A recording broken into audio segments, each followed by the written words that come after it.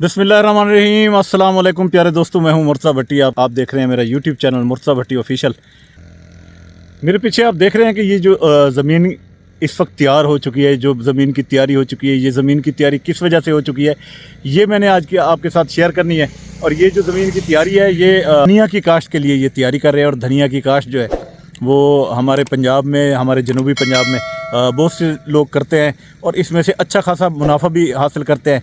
ये बाग का एरिया है, बाग के एरिया के अंदर ये जो काश्त है, जो हमारे यहाँ पर ये काश्तकार है मलक, ये मलक बरादरी है जो यहाँ पर ये धनिया की काश्त करते हैं। धनिया की जो काश्त है वो इससे तकरीबन कमो बेश जो है वो 5 से 6 लाख रुपए वो इससे अर्न करते हैं। ये पूरे साल की एक फसल है। ये भी इसी तरह ही होती है कि एक बार वो आप कट करते हैं तो फिर उसके बाद हर कट पीछे तैयार होता रहता है और आप उसको बाज़ार मंडी में उसको फ़रोख्त करते रहते हैं। तो ये बहुत से तरीके हैं इसके। ज़मीन की जो तैयारी है धनिया के हवाले से, तो मैं पहले ये बताना चाहूँगा कि ज़मीन की जो तैयारी है इसके लिए वैसे तो सेम ही है कि आप इसमें 2-3 हल लगाएं, उसके में रोटिवेटर चलाएं। रोटिवेटर चलाने के बाद इसको आप ज़मीन को जो है, ये देखें, ये वत्तर हालत में ये थी और उसको हल इस वक्त इन्होंने चला दिए। और हल चलाने के बाद अब वो जो है इसमें रोटिवेटर लगाएंगे, यानी ज़मीन को अच्छी तरीके से ये मज़ीद तैयार करेंगे। मज़ीद तैयार करने के बाद इसके अंदर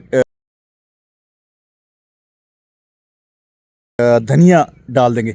अच्छा, धनिया काश्त करने के 2 तरीके हैं। एक तरीका तो ये है कि ये इसको भी खेल के अंदर छट्टा करने के लिए इसमें 2 मन फी एकड़ के हिसाब बना देते हैं। जो ऐसे फ्लैट ज़मीन पर करते हैं तो वो इसको फ्लैट ज़मीन के ऊपर तैयार कर लेते हैं। तो ये हमारे यहाँ जो है ये ज़्यादातर जो है ये फ्लैट ज़मीन के ऊपर भी तैयार करते हैं। वालेकुम अस्सलाम। लेकिन कुछ लोग जो हैं वो इसको फ्लैट ज़मीन के अलावा जो है वो इसको खेलों पर भी यहाँ पर इस्तेमाल करते हैं, काश्त करते हैं। तो काश्त का तरीका इंतहाई आसान है, कोई मुश्किल नहीं है। और इसका 1 एकड़ में तकरीबन कोई 7 से 8 किलो धनिया का बीज लगता है। धनिया के मुख्तलिफ बीज हैं, देसी धनिया भी है, चाइना का धनिया भी है, इसके अलावा कुछ कंपनियों के भी हैं जो दवाई लगे बीज है। तो वो सब जो है वो सबकी माशाल्लाह अच्छी हो जाती है। ख़ास तौर पर यहाँ पर जो लोग हैं वो देसी धनिया को ज़्यादा तरजीह देते हैं, देसी धनिया को ज़्यादा काश्त करने की बात करते हैं।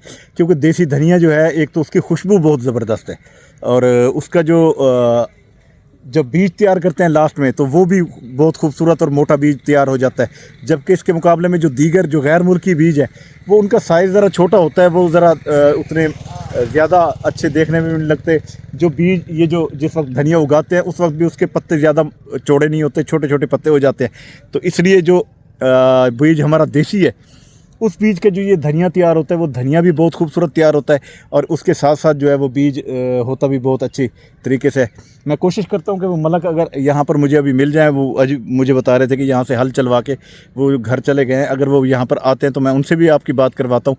पहले भी वो काश्त करते रहे, इसमें वो सारा मुझे इल्म तो है क्योंकि वो मैं इससे पहले उनसे सारी मालूमात में ले गया था, जिसके अंदर उन्होंने बताया था कि हमारा तकरीबन कोई इसके अंदर 600 पल्ली 1 एकड़ के अंदर हमारी तैयार होती है।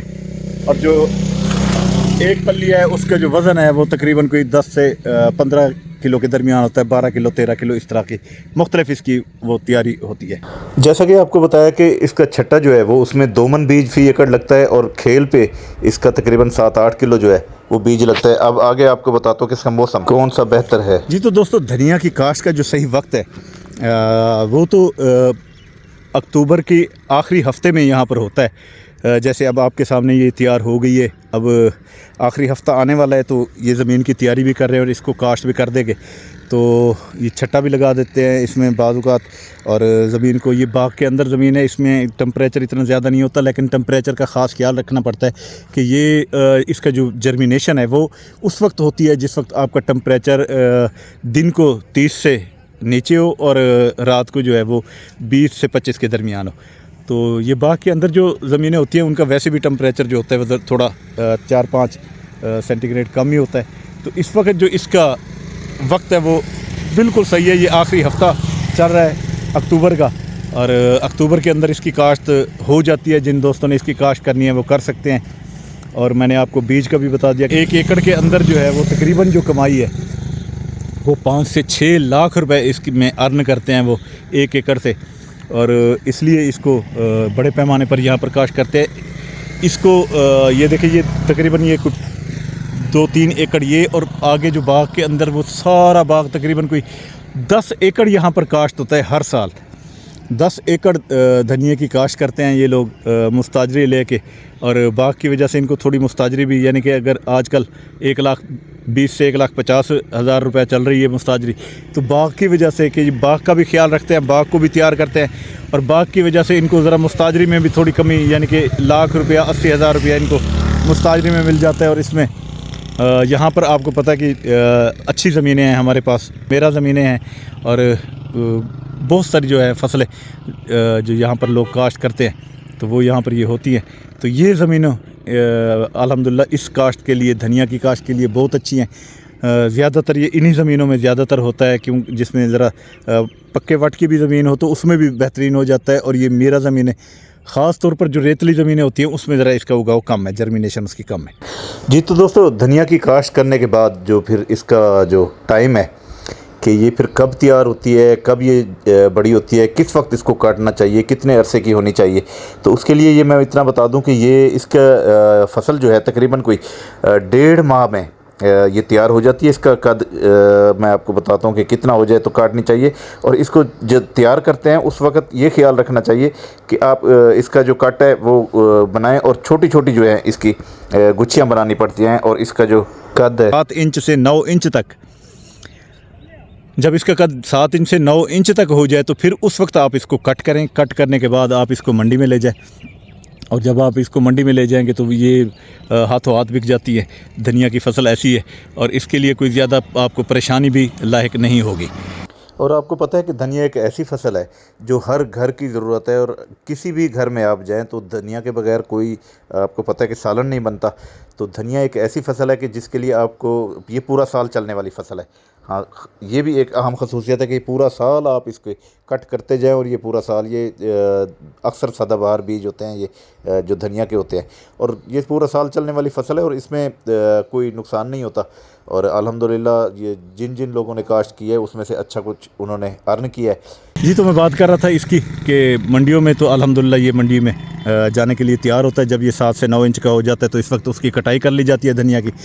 और कोशिश करें कि धनिया जो है वो ज़्यादातर आप वही काश्त करें जो देसी धनिया है। देसी धनिया की खुशबू ज़्यादा होती है, खुशबू बहुत अच्छी होती है इसकी, तो इसलिए ज़्यादातर लोग जो हैं वो देसी धनिया को ही तरजीह देते हैं यहाँ पर। अच्छा, अगर इसके पानी के हवाले से बात करें तो जैसे अब ये वत्तर पे इस वक्त मौजूद है, वत्तर पे भी काश्त हो सकती है, लेकिन अगर आप इसकी काश्त खेलों पे करनी है तो फिर आप खुश्क ज़मीन में भी खेलें बना के उसके बाद पानी लगा सकते हैं। तो इसका तरीक़ाकार यही है। ये जो काश्त कर रहे हैं ये फ्लैट ज़मीन पे कर रहे हैं, ये वत्तर पे कर रहे हैं, तो वत्तर पे भी इसकी अच्छी पोटेंशल है, अच्छी इसकी आमदनी हो जाती है। और जो पानी का इसका प्लान है तो पानी ये है कि इसको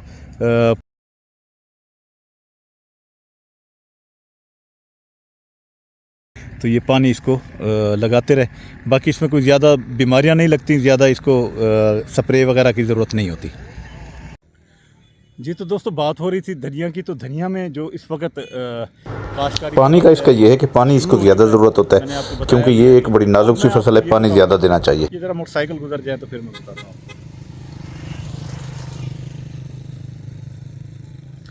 जी, तो अब मैं आपको ये बताना चाहता हूँ कि ये जो धनिया की फसल है इसको क्या क्या बीमारियां लग सकती हैं। तो मैं आपको ये बताना चाहता हूँ कि धनिया की फसल को बेसिकली तौर पर धनिया की फसल को कोई बीमारी नहीं लगती। इसको एक फंगस की बीमारी लग सकती है जो जड़ों से लग सकती है, तो उसके अलावा इसको कोई नहीं। तो वो अक्सर लोग जो है बीज को पहले फंगस की दवाई लगा के इसको काश्त करते हैं। अगर वो बीज को फंगस की दवाई लगा के काश्त ना भी करें तो फिर भी इसके फंगस के 2-3 स्प्रे हैं, वो अगर आप इसको कर लें तो वो आपकी फंगस नहीं होगी। जहाँ तक इसकी खाद की ज़रूरत है तो इसको खाद तो मुख्तलिफ खाद की ज़रूरत होती है। ज़्यादातर जो है लोग वो इसमें जो 16 ग्रेडियंट्स होते हैं इसकी ज़रूरत के, नैनो जो खाद है जो स्प्रे के तौर पर भी की जाती है, तो वो ज़्यादातर लोग जो है वो इसको उस खाद से इसकी काश्तकारी करते हैं। अगर वो नहीं मिलती तो लोग शुरू में इसको कोई खाद नहीं देते और बाद में इसको यूरिया या नाइट्रोजन खाद जो है वो इसको दे देते हैं, ताकि वो इसकी जो है जर्मिनेशन है उसको ज़्यादा से ज़्यादा बढ़ाया जा सके। इसकी खादों के हवाले से तो इसमें नाइट्रोजनी खादें वगैरह ये सारी डाली जा सकती हैं। ये जो दोस्त हैं ये डालते भी हैं। ज़्यादा वो कह रहे थे कि नैनो एक खाद मिलती है जो जिसका हम इस्तेमाल करते हैं, जिसमें जिस इसकी ज़रूरत होती है वो सारी तमाम इसकी ज़रूरियात पूरी कर देते हैं। तो उसके अलावा ये जो है इसमें ये जो काटते हैं तो काटते वक्त ये छोटी छोटी गुच्छियाँ बनाते हैं, जिसका वज़न 1 पाव से लेकर 1.5 पाव तक होता है। और वो गुच्छियाँ जो है वो सारी इकट्ठी करके एक पल्ली बनाते हैं। एक पल्ली का जो वज़न होता है वो 10 से 15 किलो के दरमियान होता है। और ये इसकी सारी सूरत हाल है। और जिन दोस्तों ने इसको तैयार करना हो, जिन दोस्तों ने इसकी काश्त करनी हो, तो इस वक्त वो इसका खूबसूरत वक्त है।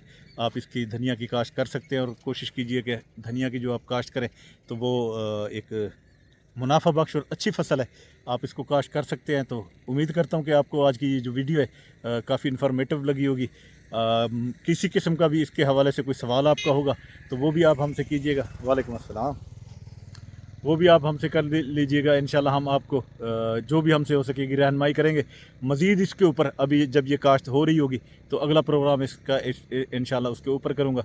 तो अब मुझे दें इजाज़त इसी दुआ के साथ कि अल्लाह ताला हमेशा आपको खुश रखे, अल्लाह ताला आपको आपकी जान माल और आपके रिस्क में इजाफ़ा फरमाए। तो अब मुझे दें इजाज़त। लेकिन जाने से पहले मेरी रिक्वेस्ट है कि आप हमारे चैनल को सब्सक्राइब करें, बेल आइकन के बटन को दबाएं ताकि हमारे आने वाली तमाम वीडियोज़ अब तक आ सकें। अब मुझे इजाज़त दें। अल्लाह हाफ़िज़। अल्लाह निगहबान।